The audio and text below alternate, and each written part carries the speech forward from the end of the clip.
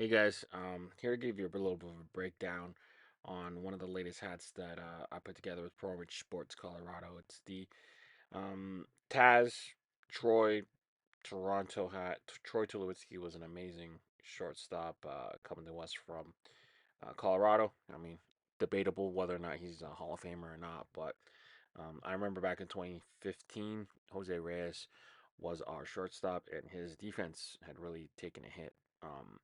Glove range and throwing ability was bad. And when we were making a push in 2015, we really needed to upgrade at shortstop, and that's kind of where Colorado came in.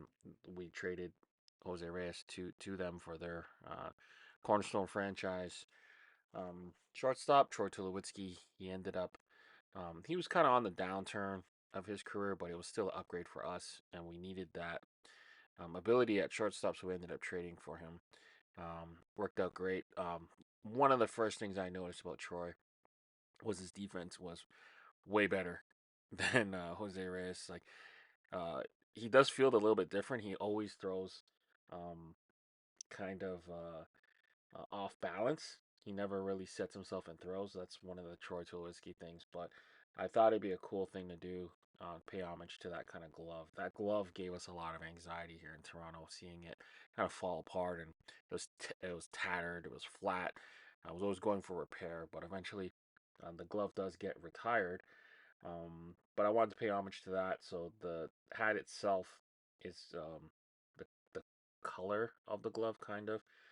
There's a lot of gold accents because of the tags and stuff like that. So every time you win a gold glove, you have the option to add like gold badges or tags to them to kind of upgrade the glove. So I thought that was a cool touch.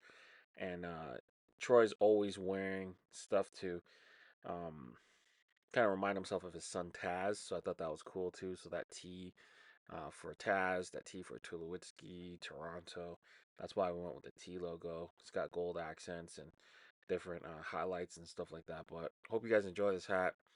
It will be releasing in a couple weeks with prowess Sports Colorado, and I'll leave you with a couple clips. Kind of taking it back to the time 2015. That was a vibe. 2015, 2016. It was a cool time, and Troy ended up being a cool addition to our team, and performance wise, he wasn't like the best, and we didn't end up winning our World Series, but it was still a lot of fun to watch that team and do what they do.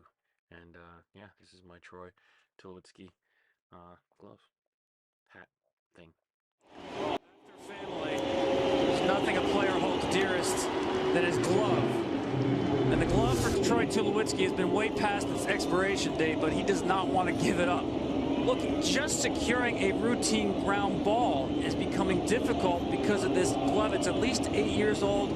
It's incredibly floppy. It's got 3 or 4 rips in the middle of it. I mean, it's like playing shortstop with a buttermilk pancake. You're right. I mean, a glove is a precious thing. But I've seen guys with flat gloves. If you take a piece of paper right now, flat piece of paper, put it in your hand, and you go, okay, what now? That's what Alan Trammell's glove looked like. It was that flat.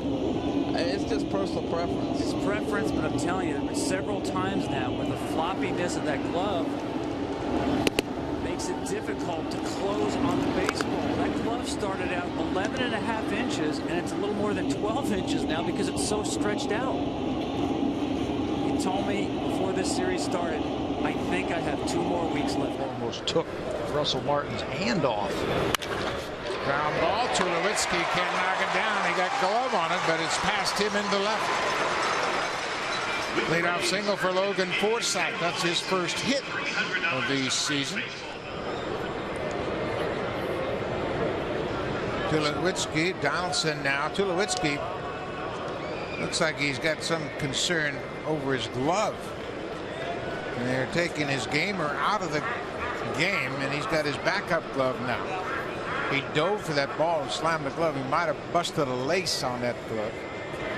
But all these players have a backup glove. They got their gamer and their game-ready glove. Yeah, nobody feels better except with that game glove, and you can see that's got a lot. Tell me about the TT2. What do you like about it?